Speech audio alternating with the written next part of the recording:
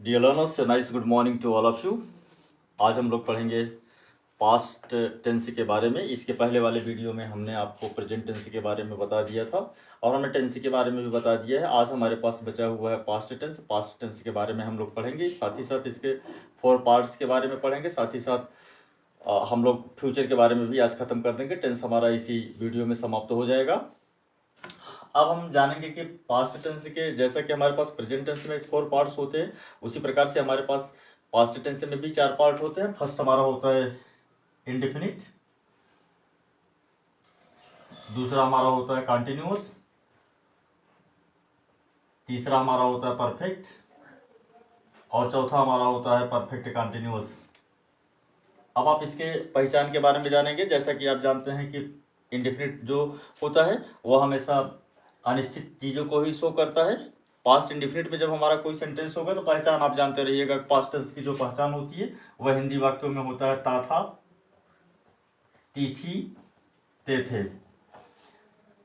और past tense की पहचान होती है इंडेफिनिट में जब हमारा सेंटेंस होगा तब हमारा सेंटेंस होगा। इंडेफिनिट में जब हम सेंटेंस को लिखते हैं तो हमारा सेंटेंस होता है वह जाता था, वह खाता था। मान के चलिए हमने लिख दिया इंडेफिनिट में वह जाता था। इसका रूल होता है कि हम कर्ता का प्रयोग करते हैं। कर्ता के बाद हमारी जो वर्ब होती है वह सेकंड फॉर्म में आती है, प्लस हमारे पास ऑब्जेक्ट आता है। वह जाता था, ही वेंट।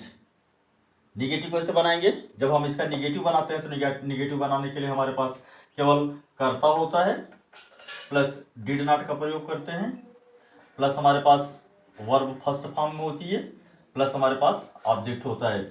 तो वह नहीं जाता था। निगेटिव हमारा सेंटेंस क्या होगा? वह नहीं जाता था। इसका हमारा ट्रांसलेशन होगा ही डिड नॉट गो।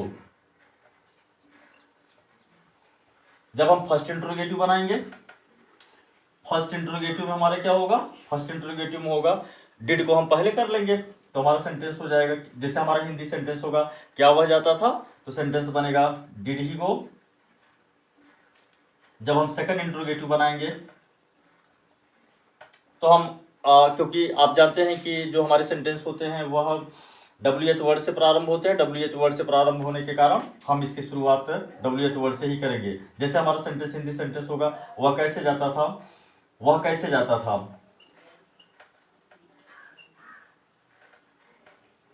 हम लिख देंगे how did he go, how did he go. अब डियर लर्नर्स, अब आप देखेंगे कि जब हम इंडेफिनिट में इस प्रकार से हम लिखते हैं, जब हमारा सेंटेंस कंटिन्यूअस का होगा, जब हमारा सेंटेंस पास्ट कंटिन्यूअस का होगा, कंटिन्यूअस की पहचान होती है रहा था, रही थी, रहे थे। कंटिन्यूअस में क्या लिखते हैं? रहा था, रही थी। जैसे हमारा सेंटेंस होता है वह जा रहा था, वह जा रहा था। इसको ट्रांसलेशन कैसे करेंगे? रूल हमारा होता है कि हम सबसे पहले कर्ता लिखते हैं, कर्ता के बाद हमारे पास वाज या वर होता है, वाज या वर के बाद हम फिर लिखते हैं क्रिया, क्रिया में ING होती है, प्लस हमारे पास होता है कर्म। वह जा रहा था, ही वॉज गोइंग। अगर हम निगेटिव बनाएंगे, निगेटिव में हम वाज अथवा वेयर के बाद नॉट लगा देते हैं तो हमारा सेंटेंस बनेगा he was not going. First interrogative जब हम बनाते हैं, फर्स्ट इंट्रोगेटिव में सेंटेंस होगा क्या वह जा रहा था, was he going. Second interrogative होगा वह कैसे जा रहा था अथवा वह क्यों जा रहा था, हाउ वाज ही गोइंग। हम इसका सेंटेंस बना लेंगे। तो 1 का 4 हमारा वह जा रहा था, ही वॉज गोइंग हुआ। वह नहीं जा रहा था, ही वॉज नॉट गोइंग। क्या वह जा रहा था, वाज ही गोइंग। वह कैसे जा रहा था, how was he going, how was he going. जब हमारे पास परफेक्ट टेंस आएगा, परफेक्ट टेंस में हमारे पास कर्ता का यूज होता है, कर्ता प्लस हैड प्लस क्रिया का थर्ड फॉर्म प्लस कर्म। और हमारे परफेक्ट टेंस की पहचान होती है, परफेक्ट की हमारी पहचान होती है कि हम कर्ता लिखते हैं, सॉरी परफेक्ट की हमारी पहचान होती है हिंदी वाक्यों में हमारे चुका था, चुकी थी होता है, चुका था, चुकी थी, अथवा या ए ई, ऐसे हमारे सेंटेंस होते हैं। जैसे वह जा चुका था।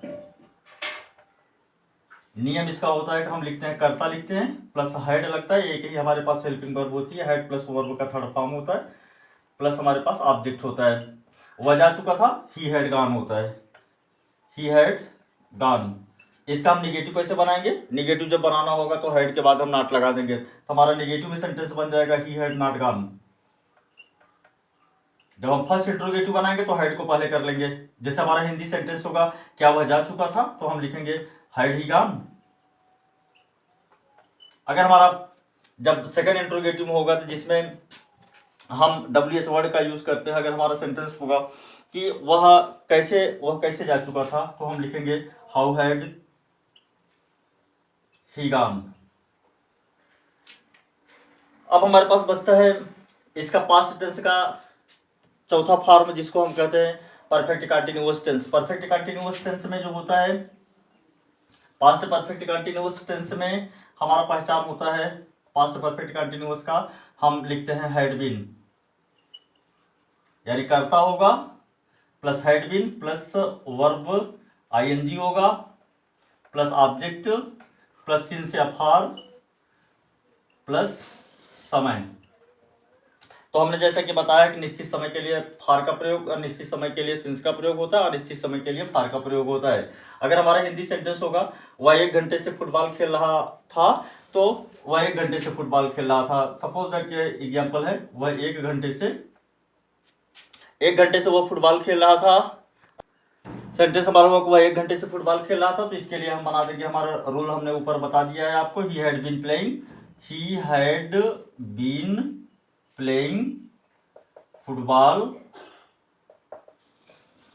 For an hour. इस प्रकार से आपने देखा कि हमारे जो पास्ट टेंस का जो हमारे चारों पार्ट था उसका इस प्रकार से हम ट्रांसलेशन कर देते हैं। अब डियर स्टूडेंट्स, अब साथ ही साथ हम लोग पास्ट के साथ साथ, क्योंकि जैसा कि हमने आपको बताया कि आज हमको टेंस को इसी पे समाप्त करना है तो बहुत बेसिक चीज, लेकिन अच्छा लगा है कि कम से कम हमारे बच्चे इसके बारे में जानते रहेंगे। जब अच्छी तरीके से जानते रहेंगे तो उनको कोई प्रॉब्लम नहीं होगी, अपनी बातों को शेयर कर लेंगे, कह लेंगे। अब हम लोग इसी के बारे में पढ़ेंगे, फ्यूचर टेंस के बारे में पढ़ेंगे। फ्यूचर टेंस के बारे में जब आप जानते रहेंगे तो टेंस आपका पूरा टोटल क्लियर हो जाएगा। फ्यूचर टेंस में हम क्या लिखते हैं, फ्यूचर टेंस में हमारा सेंटेंस होता है इंडेफिनिट में। इंडेफिनिट में हमारा क्या होता है, पहचान होती है हिंदी वाक्यों में गागे गी आता है। जैसे वह जाएगा तो हमारे पास नियम क्या होता है, हम कर्ता लिखते हैं प्लस विल या शैल लिखते हैं plus verb first form plus object लिखते हैं।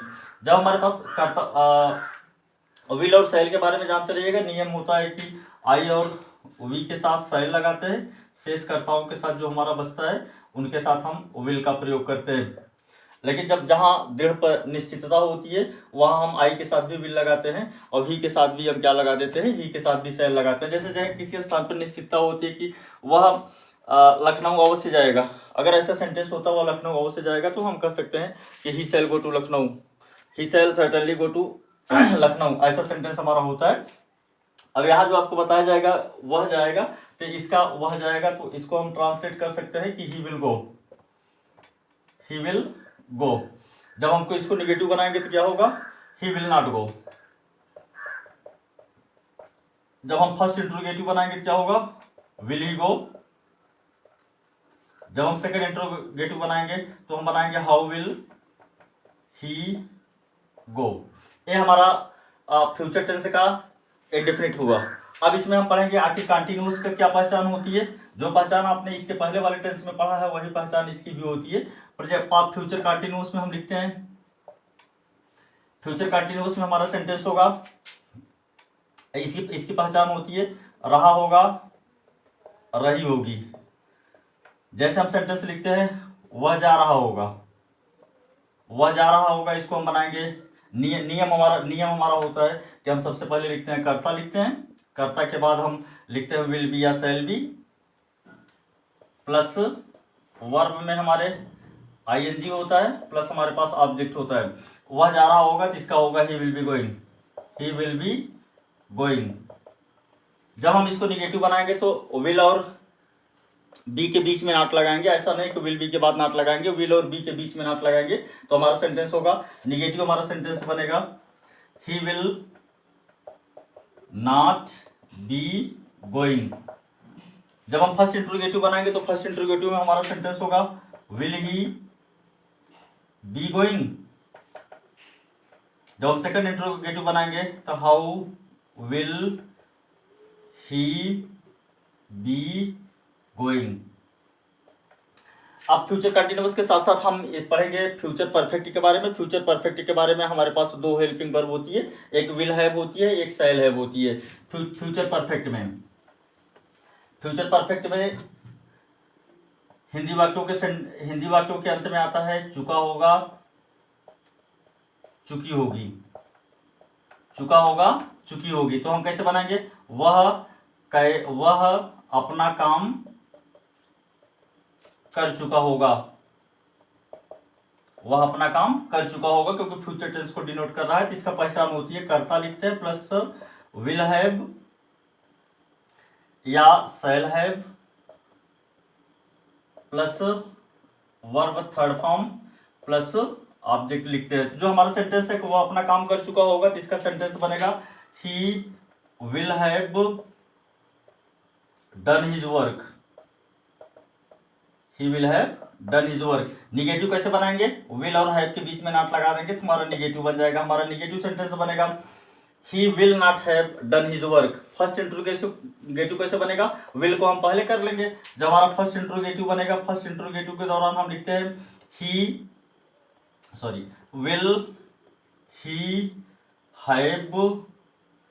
Will he have done his work. Second interrogative बनाएंगे तो व्हाट हाउ व्हेन को हम सबसे पहले कर लेंगे। अगर हम हाउ पहले लगा लिए तो हमारा सेंटेंस कैसा बन जाएगा, सेकंड इंट्रोगेटिव बन जाएगा। तो how will he have done his work. इस प्रकार से हमने देखा फ्यूचर परफेक्ट हमारा बन जाता है। अब हमारा लास्ट पार्ट बचता है future perfect continuous tense. Future perfect continuous tense जो हमारा टेंस का लास्ट पार्ट है, इसके बारे में हम पढ़ेंगे।